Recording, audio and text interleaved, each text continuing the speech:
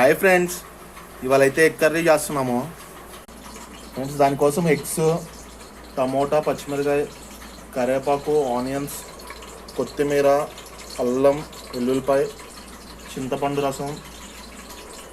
ఫస్ట్గా ప్యాన్లో ఆయిల్ వేసుకున్నాను, 2 బగారా లీవ్స్ కూడా వేసాను ఫ్రెండ్స్. ఆయిల్లో కరివేపాకు, పచ్చిమిరకాయలు వేసుకుంటున్నాను ఫస్ట్ ఫ్రెండ్స్. ఇది బాగా వేపుకోవాలి మంచిగా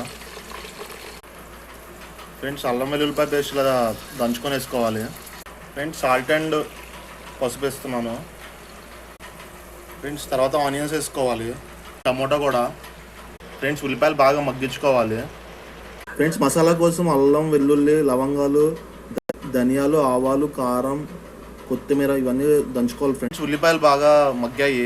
ఇప్పుడు చింతపండు పులుసు వేసుకుంటున్నాను. చూపించిన ఇంగ్రీడియంట్స్లో కారం కలిపేసి ఇవన్నీ వేసేస్తాను. ఫైనల్గా ఎగ్స్ కూడా వేసేసి